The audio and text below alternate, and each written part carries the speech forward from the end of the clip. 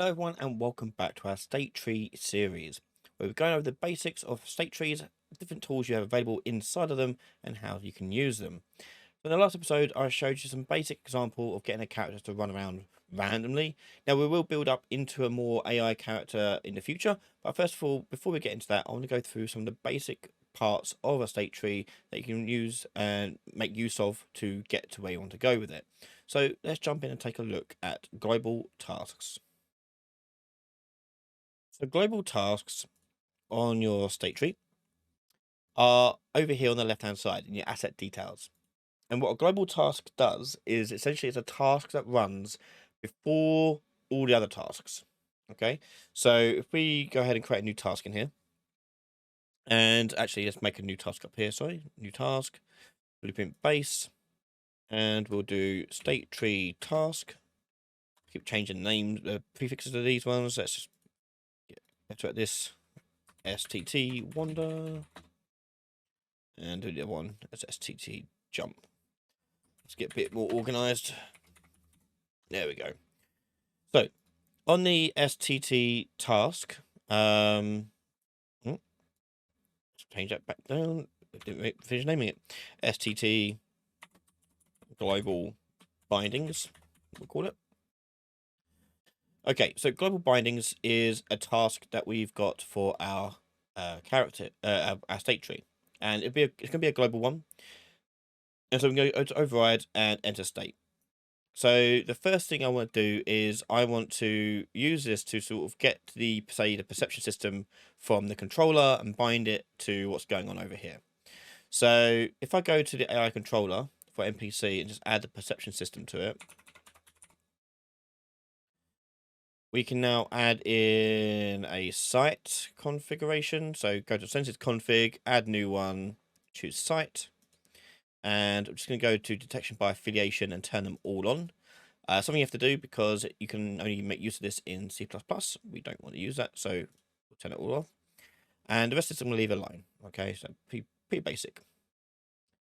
And what I'm going to do is go back to my global bindings, and let's create a function in here.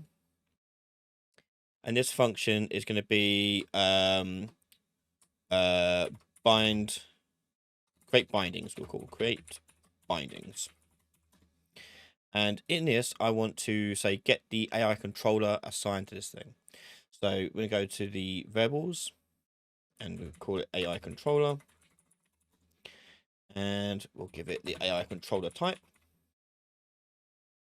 Make it editable. Drag this out.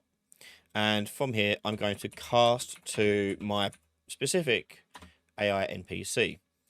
And because it's a specific one, I can get the perception component from there. So I can either do that and get the perception system and bind to it, wherever that is. Bind to...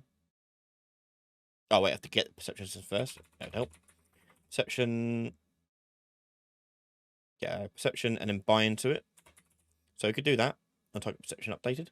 An alternative way of doing this without casting is from the AI controller is we're going to get the component by class. Choose the AI perception component. And then from there, I can get the bind event to target perception updated. And we're going to create event for that. And on the selected function, we're going to create a matching function. So this will be the one that fires off whenever the AI will see or hear us or anything else we set up for them.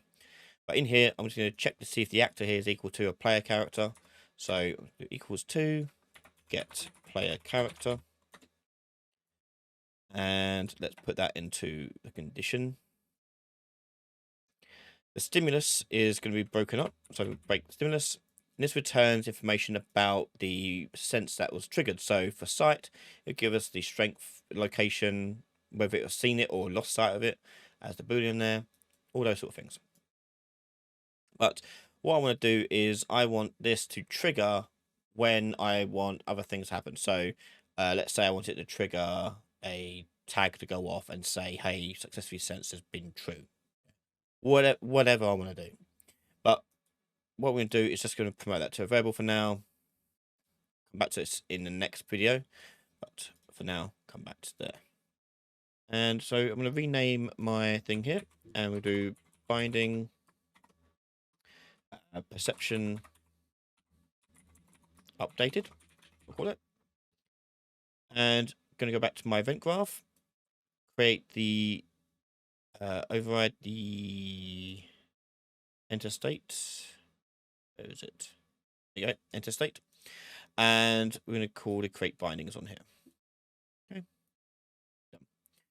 So this will call and trigger the bindings, bind it to the AI perception, and then this will trigger every time this runs.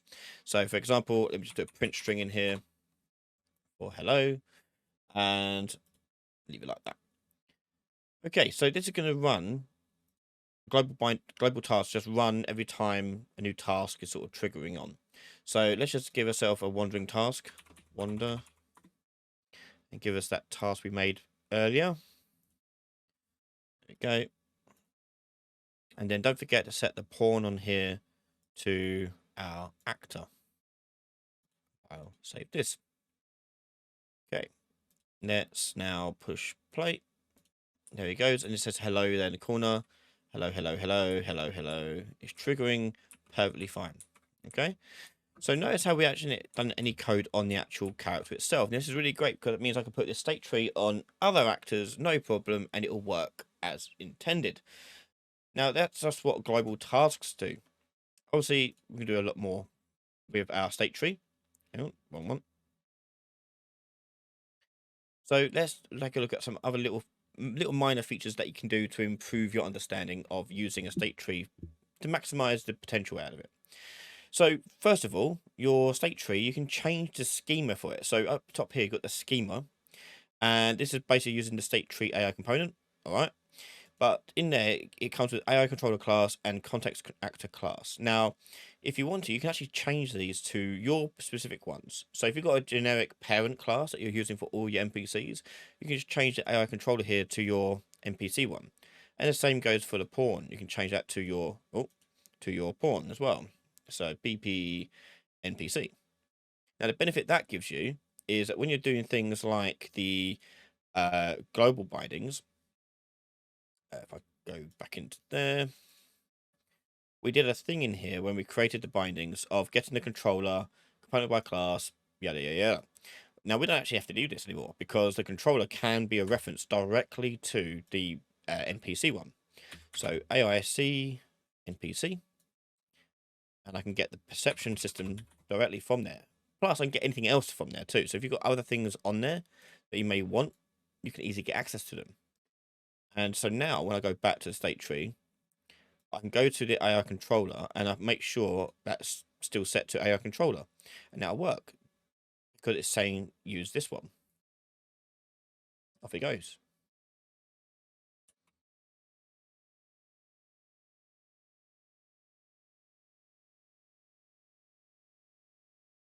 And my last little tip with state trees for this episode is with the colorings. So in a state tree, you can have different themed colors. Over here on the bottom, you've got theme colors, and we can add different colors for different things. So I can have friendly states, and I can set them to be green, for example. And we're going to have hostile states. And these can be set to red, or whatever else you like, really. There you go. And that means we can change the color of these different nodes in here. So for my NPC, I could have a friendly part of the tree. And Wander could be part of that, so I can drag that onto friendly. And both of these, I can select and change to friendly. And I can add another state here to hostile. And that just allows us to just make it easier for us to see what's going on. Because these can get quite large if you really want them to be. It's just a nice way to keep it a bit more organized. There you go, some state tree stuff there. We've got some global tasks indicating how we can put bindings through.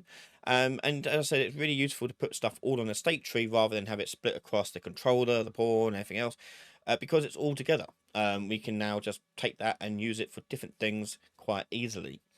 Now, in the next episode, we're going to take on what we've done with the perception system, and we're going to make the character actually chase the player character.